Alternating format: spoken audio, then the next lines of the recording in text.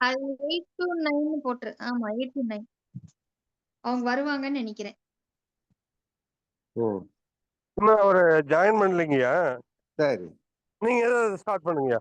ம். வாழ்க வையகம், வாழ்க வையகம், வாழ்க வளமுடன். எல்லாம் வல்ல இறைநிலை பற்றி நம்ம எல்லாரும் நல்ல தெளிவா புரிஞ்சுட்டு இருக்கிறோம். அதுல இருந்து இன்னைக்கு யாரோ கேட்டிருந்தாங்க, தன்னிருக்க சூழ்ந்தழுத்தும் ஆற்றல் எப்படி உருவாகுது அப்படின்னு. அது அதனுடைய தன்மை, அது அதனுடைய இயல்பு. இறைத்துகள் வந்ததுக்கு அப்புறம் தன்னிருக்க சூழ்ந்தழுத்தும் ஆற்றல் உருவாகிறது இல்ல, தன்னிருக்க சூழ்ந்தழுத்தும் ஆற்றல்னாலதான் இறைத்துகளே உருவாகுது. இறைத்துகள் வந்ததுக்கு அப்புறம் கிடையாது. இறைத்துகள் வந்ததுக்கு அப்புறம் அதுல என்ன வருதுன்னு கேட்டீங்கன்னா, அதுல இருக்கக்கூடிய விலக்கு விசை தான், காந்தம் தான் வருது. அப்ப காந்தம் தான் வந்து பாத்தீங்கன்னா ரெண்டாவதா வரக்கூடிய ஒரு விஷயம். அப்ப இறைத்துகள் கரையுமா கரையாதா அப்படின்னு ஒரு கேள்விகள் எல்லாமே வந்து இருந்துகிட்டே இருக்கு. எல்லாத்தையுமே நம்ம பார்ட்டிகல்ங்கிற வார்த்தையை தான் யூஸ் பண்றோம்.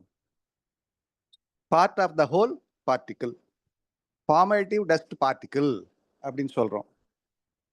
அப்புறம் பிரைமரி எனர்ஜி பார்ட்டிகிள் அப்படின்னு சொல்றோம். அப்புறம் எலக்ட்ரான், நியூட்ரான், புரோட்டான் எல்லாமே அட்டாமிக் சபட்டாமிக் பார்ட்டிகிள் தான் சொல்றோம்.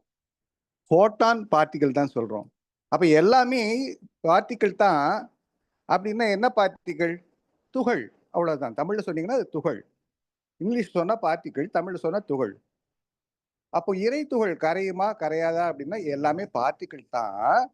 அதிவேகத்துல சுற்றக்கூடிய பார்ட்டிகிள் கரையவே முடியாது. அதுதான் பொருளாக மாறக்கூடிய பார்ட்டிகிள். சரிங்களா?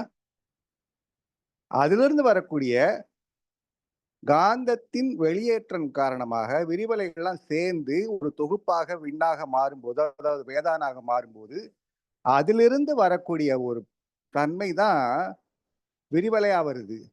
வரும்போதே அந்த சுத்தவெளியின் சூழ்ந்தழுத்தும் காரணமாக அதுவும் துகள் வடிவத்திலேயே வருது. ஆனா அது வந்து வெளிஞ்சு கசிஞ்சு வர்றது தானே. அதனால வந்த உடனே கொஞ்ச தூரத்திலே அது கரைஞ்சிருது இல்லைங்களா? அதனால அதுவும் பார்ட்டிகள் தான் சொல்றோம். அப்ப இறைத்துகள் கரையுதுங்கிறது அர்த்தம் இல்லை. இறைத்துகளே கரைஞ்சிருச்சுன்னா பொருள் உருவாக முடியாது. பொருள் இறைத்துகள் கரையாம, அதாவது அந்த காந்தம் மாறாம இருக்கக்கூடிய துகள் இருந்துன்னு வச்சுக்கீங்களா, அதெல்லாம் நிறைய நிறைஞ்சு போயிடும் இல்லையா? அப்ப ரெண்டு விதமா இருக்கு. ஒண்ணு அதிவேக சுழற்சி உடைய இறைத்துகள், மிக குறைந்த சுழற்சி உடைய இறைத்துகள். அவ்வளவுதான். அதிவேக சுழற்சி உடைய இறைத்துகள்கள் எல்லாமே பொருள் வடிவமாகவும், மிக குறைந்த சுழற்சி உடைய இறைத்துகள்கள் எல்லாமே காந்தமாகவும் மாறுது. இது வந்து நம்ம வந்து எடுத்துக்கொள்ளலாம். ஒரே மாதிரி தான் அப்படிங்கிறது இல்லை. உள்ள இருந்து வந்து இறைத்துகள், அதாவது அதனாலதான் மகரிஷி நிழல் விண்ணுன்னு சொல்லியிருப்பாங்க. அதை நிழல் விண்ணுன்னு சொல்லியிருப்பாங்க. அந்த இறைத்துகளே வெளியில வந்துருச்சுன்னா பொருள் எது? இல்ல கரையுதுன்னா அந்த பொருள் நிலைக்க முடியாது இல்லையா? ஒண்ணு வெளியேறதும் இல்லை, அது வந்து கரையறதும் இல்லை. இன்னொன்னு நம்ம என்ன நினைக்கிறோம் அப்படின்னா, இறைத்துகள் அப்படின்னா ஏதோ கெட்டியானு நினைக்கிறோம். அதெல்லாம் கிடையாது. அது ஒரு ஆற்றல், சுழலக்கூடிய ஆற்றல். அப்ப ஆற்றலாக இருக்கக்கூடிய எதுவுமே கொஞ்சம் கொஞ்சமாக அது கொஞ்சம் தன்னுடைய ஆற்றலை இழந்து கொண்டே தான் வரும் இல்லையா? அப்படி அந்த இழக்கிற ஆற்றல் தான் விளக்கும் ஆற்றலாக இன்னொரு இதை தள்ளி நிறுத்துது. அதுவே தான் தொகுப்பா வரும்போது எல்லா இறைத்துக்குள்ள இருந்தும் வரக்கூடிய அந்த விண்ணுக்குள்ள வரக்கூடிய இறைத்துக்குள்ள இருந்து வரக்கூடிய ஆற்றல் எல்லாமே வெளியில வரும்போது அது காந்தமா வருது. சரிங்களா? அந்த இடத்துல நம்ம குழப்பிக் கொள்ள வேண்டிய அவசியமே இல்லை. அசைவற்ற அடக்கமாக இருக்கக்கூடிய உள்ளார்ந்த ஆற்றல் இறைநிலை. அதனுடைய அசைவு, செறிவு, திணிவு இது எல்லாமே ஒரு புள்ளியில் குவியும் போது மடிப்பு விழுந்து அது சுழல் அலையாக மாறுகிறது. அதுதான் இறைத்துகள். அந்த மாதிரி இறைத்துகளிலிருந்து நிறைந்து வழியக்கூடிய ஆற்றலுக்கு பேர் காந்தம். அது எங்க போக முடியுமோ அது ஏன் காந்தம்னு சொல்றோம்? மீண்டும் அது இறைநிலையில தான் கலக்க முடியும்.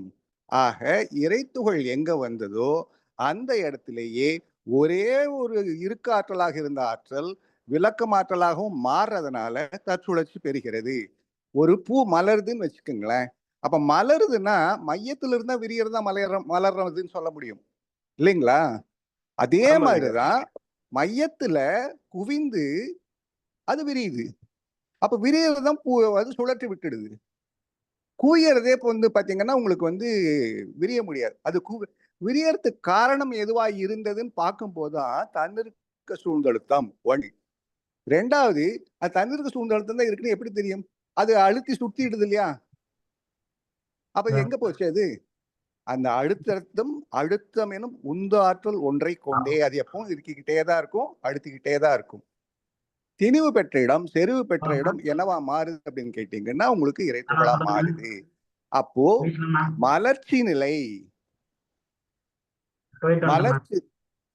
மலர்ச்சி நிலை தான் வந்து உங்களுக்கு அந்த மாதிரி மாறுது. அப்ப இறைத்துகள் காந்தம். வாழ்க வளமுடன். ஐயா இவரு நம்ம சினிமா டைரக்டர் தியாகராஜன் ஐயா வந்துட்டாருங்க.